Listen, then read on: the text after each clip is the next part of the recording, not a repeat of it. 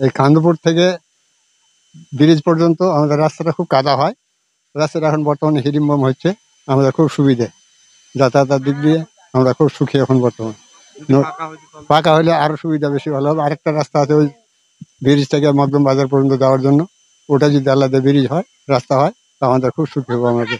এটাই ধন্যবাদ। বৃষ্টির সময় এই রাস্তাটায় প্রচুর পরিমাণে কাদা হয় এবং সেটাতে যাওয়া যায় না, এবং আমাদের চেয়ারম্যান নুরুল ইসলাম সেটাতে এসবিএম করে দিচ্ছে, এতে আমরা প্রচুর পরিমাণে খুশি হয়েছি। এই রাস্তাটা খুবই প্রচুর কাদা হয়, যাওয়া যায় না, চলাচল করা খুবই অসুবিধা। কর্মসূচি নিয়ে রাস্তাটা পড়েছে, খুবই ভালো লাগছে। আনন্দপুর থেকে গৌরীপুর রানীপুর ব্রিজ যেতে যে রাস্তাটার বাঁধটা ছিল, অনেক ভোগান্তির পরে ভোগান্তির অবসানের দিকে আমরা যাচ্ছি। আজকে কাজ শুরু হয়েছে, আমাদের সম্ভব হয়েছে ৮ নং চেয়ারম্যান মোহাম্মদ নুর ইসলামের জন্য। তিনার সহযোগিতায় অনেক অনেক এই আশা করে এই রাস্তার কাজ আমরা ধরেছি।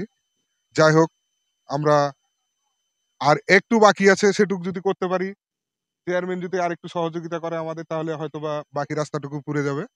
তো সকলের প্রতি সালাম, আসসালামু আলাইকুম রহমতুল্লাহ বরকাত।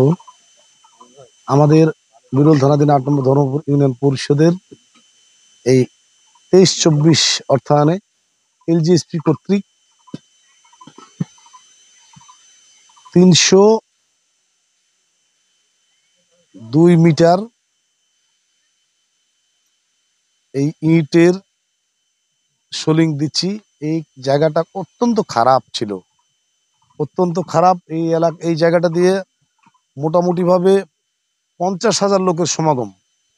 ১০, ১১, ৮, ৬ এটা বিরল, দক্ষিণ বিরল এবং কোতোয়ালির ১০, ৯, ৬, ৭, ৮ এই সমস্ত লোকগুলা এই রাস্তা দিয়ে চলাচল করে। এই ব্রিজ, এই পূর্ণভবা নদীর উপর ব্রিজের উপর দিয়ে অনেক কাদা, অনেক অটো, অনেক মানুষের ক্ষয়ক্ষতি ওইখানে।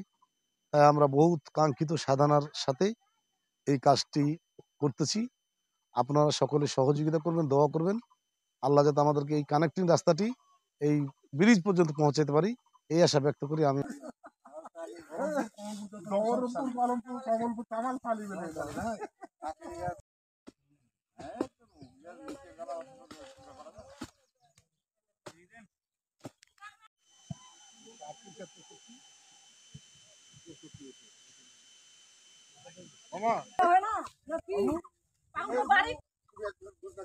ভালো